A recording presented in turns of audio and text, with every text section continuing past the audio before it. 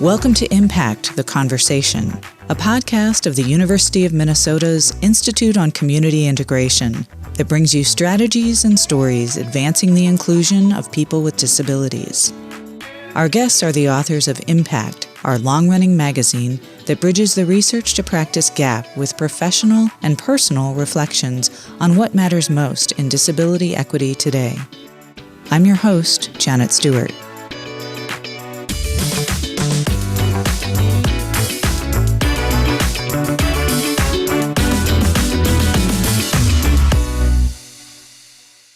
What is that thing that gets you out of bed in the morning? For Julie Sawish, it's helping companies do a better job in hiring workers with disabilities. Her company is called Disability Solutions, and she works with them on affirmative action policies and other strategies for getting more people with disabilities in their workforces. As I spoke with Julie about contributing an article to the employment issue, she was happy to share some successes and some continuing barriers. When I graduated from university, I worked for the Medicaid office in the state of Indiana, and I managed the Medicaid infrastructure grant. And really, there got a few different things. One is I was able to build a 5-year strategic plan to overcome barriers to employment at the state level. I learned a lot about affirmative action and federal contractor compliance, which becomes kind of critical to how we built and then evolved the business. And I kind of came to accept that I was a person who lives with disabilities. So I got an ADHD diagnosis at the age of 30. That probably saved, but definitely substantially impacted my life and my career. Lived with depression, anxiety, panic disorder since my early 20s. And just really had some great leadership at the state that said, hey, we know you're working hard. We know you're doing great. You're an A player, but this isn't what stable looks like. With help, Julie got the support she needed to better manage projects and people.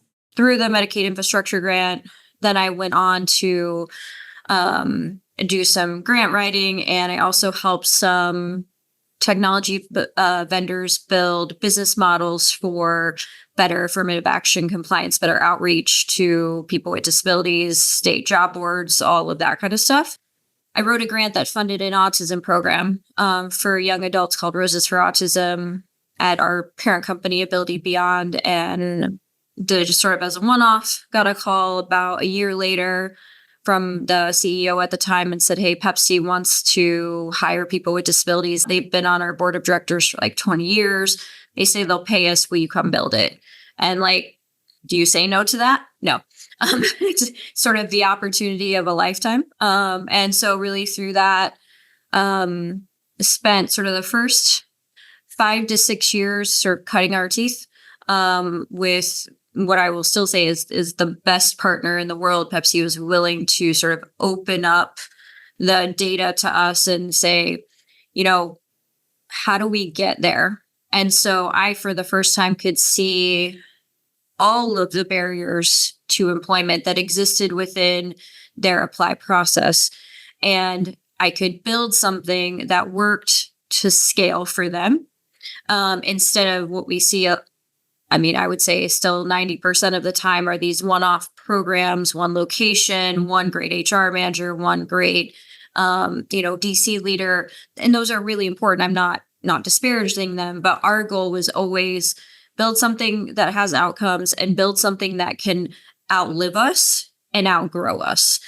Because if it's always dependent on Julie being there to do it, it can't grow bigger than me. And that's not the goal. And that we ultimately would touch more lives than we would ever actually see physically or meet physically in our lives. And that really our motto for Disability Solutions is to change minds and change lives. So if I can change the mind of a leader, a CEO, a CFO, a COO about what we can do, then we can change a dramatic number of lives that we'll never even know about. Hopefully when we can get that data, we do. And that's really sort of how I got into this work.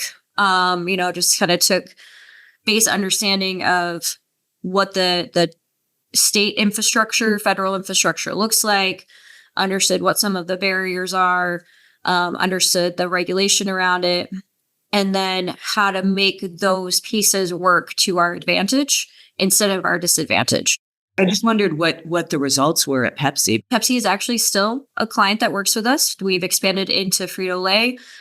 They've hired more than 4,000 people with disabilities that we know of. The vast majority of our hires are in warehouse and manufacturing and warehousing.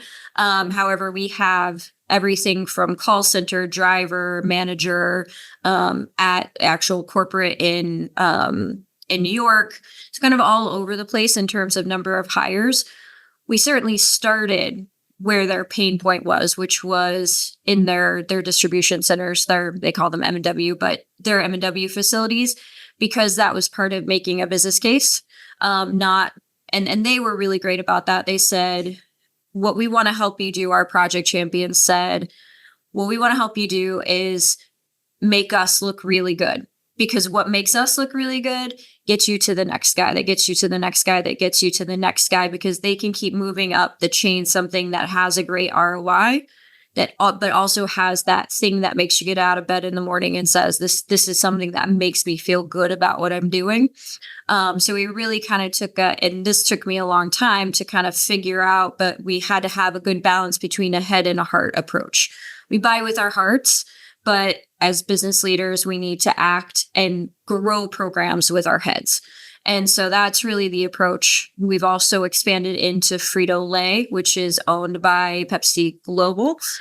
So we've added additional hires there. We're working with their team for the second year now on national rollout. So it's mostly focused on hiring procedures, getting the numbers up of people with disabilities in workplaces, right?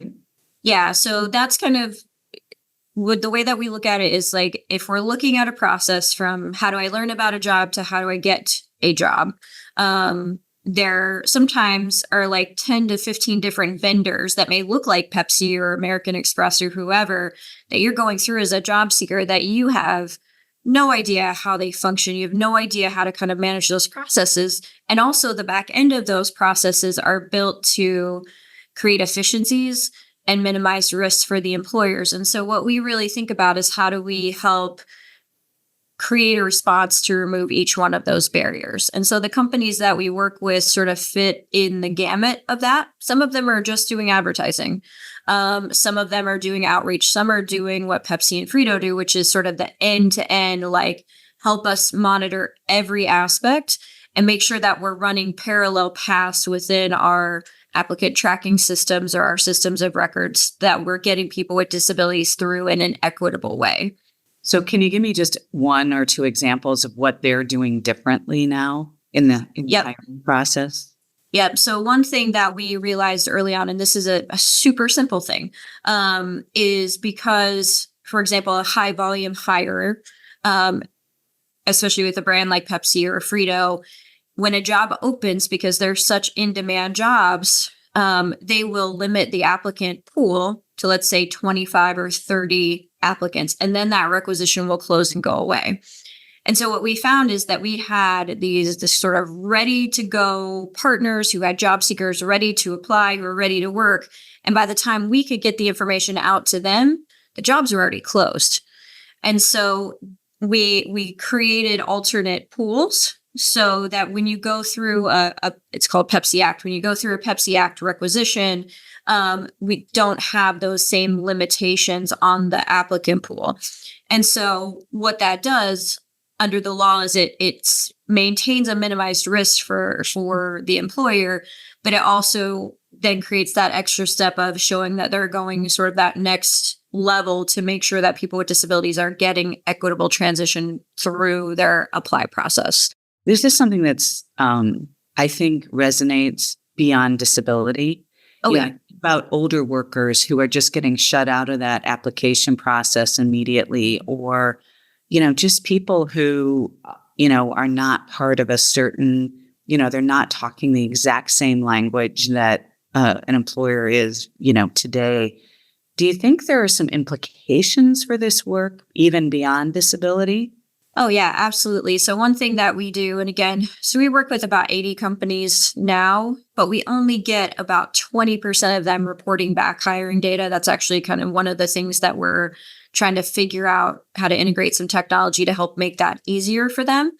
But we know that there's a lot of intersectionality within those pieces and parts. So, not just hires, but applies, right? So we know that Black women, at least in America, are more likely to, have a disability than white women. Hispanic men are more likely to have a physical disability than white men. And so if you're thinking about how do I attract the whole kind of pie and make sure that the pie or the whole population of underrepresented communities and make sure that we're creating as much opportunity as possible, right? Then you have to include people with disabilities within the way that you look at those programs to create the maximum amount of opportunity. The slight difference, I would say, under the law is that there is, when you think about affirmative action or discrimination, there's no non-disabled class under the law. So there's always an opposing class for everything else, right? There's women, there's men, there's Black, there's white, that kind of thing. And so because we, under the law, as an employment population, don't have that opposing class, it does allow employers a little bit more latitude in the things that they're able to proactively do. But overall, that's still going to drive more people of color, more women, more veterans, more LGBTQ people into the system than if it were not. Do you think we're getting close at all to kind of breaking into more meaningful work for people with IDD? So I think there's a couple of different things that are continuing to create barriers for this community. And the first one is our community itself. We set dramatically low expectations for young adults as they're aging out of the system. And I think that, again, is traditionally because the voices that have been heard in our community are caregivers and allies and not us. And so and I'm a parent, so I'll kind of think of it as this way, as I am a very protective helicopter mom, like a lot of us are. And so when I'm the voice for my children, that voice is more cautious. That voice is more protective. And my children don't have disabilities. And so to think about the majority of how legislation, regulation, and sort of the culture of disability has been built over the last 60 years, it's been the voices of parents too often. And it's been the voices of caregivers.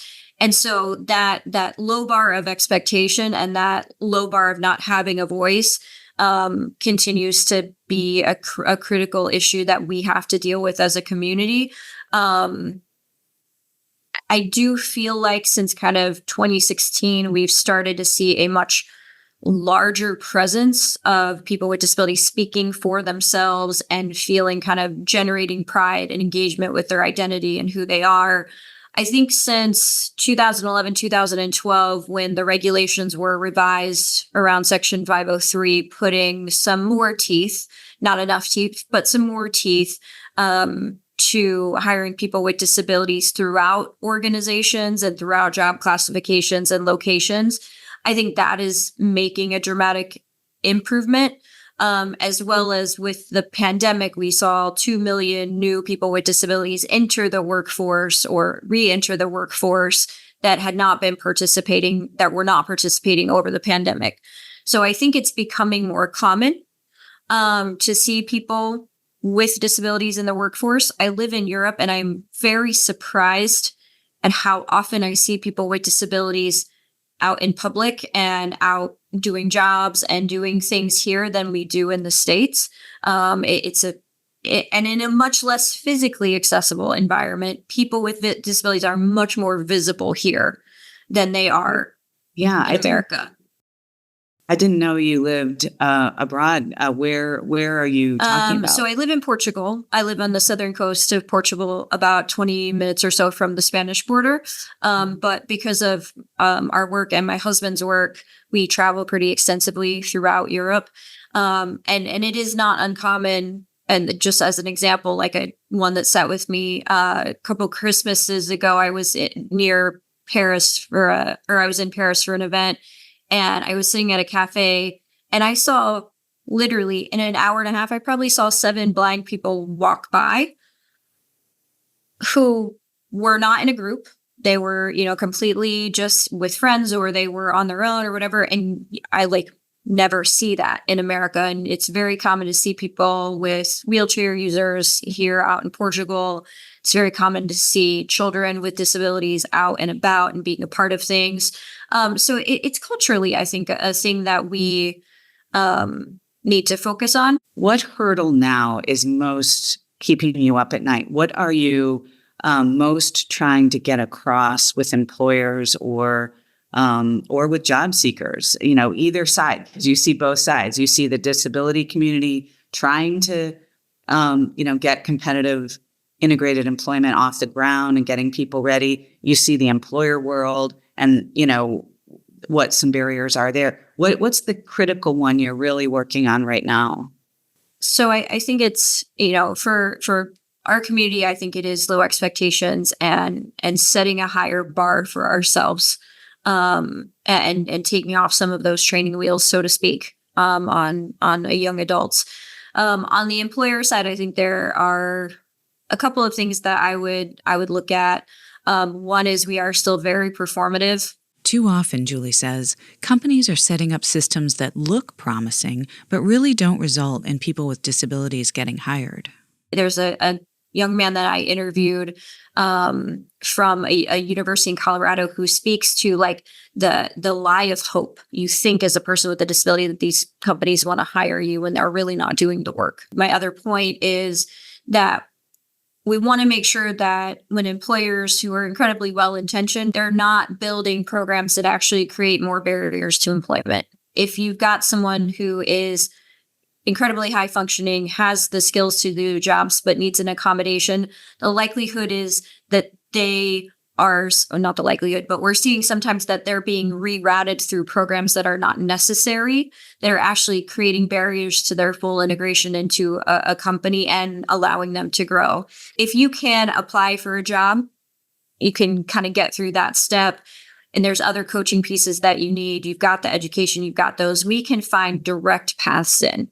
And that's the smart way to do it. We have to look at it both from a quality and a quantity of applicants that need to get through the existing systems of record, instead of saying, if you are on the spectrum, don't apply this way, apply this way. Because this way is for people who have more significant disabilities, who need more significant support, not for every, Tom, Dick, and Harry who don't need that support. So let's not take those biases and apply them generally to every group or every person who's on the spectrum, that kind of thing. One other thing that I'm seeing employers do, and this is not new, but when they get hyper focused on one disability type, that is damaging to their brand. And so one of the things that I work for employers. My job is to help you minimize your risk and help you build positive, credible brand in our community when you're doing the work. And when you talk about your neurodiversity hiring, or you talk about your program for XYZ, I'm not saying that those aren't important, because they are important, but they should be part of a holistic strategy that doesn't isolate or doesn't disengage the vast majority of the population. People with mental illness, people like me, are going to be the vast majority of people with disabilities, and we're likely going to be the vast majority entering your workforce and choosing you when we do have choices, because you're good at hiring into a community that we're engaged with.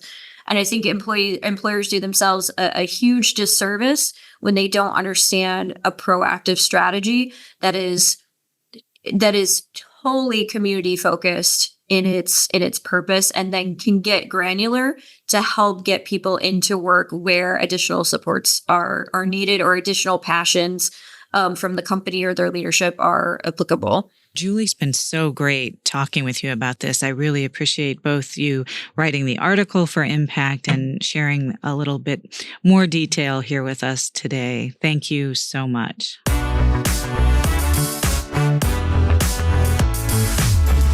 Thanks for joining the conversation. If you'd like to reproduce all or part of this podcast, please email icipub@umn.edu. Our show is co-produced at the University of Minnesota's Institute on Community Integration by Impact Managing Editor Janet Stewart and ICI Media Producer Pete McCauley. Skylar Mihailov is our editor. Graphic designers are Connie Burkhart and Sarah Kurtner.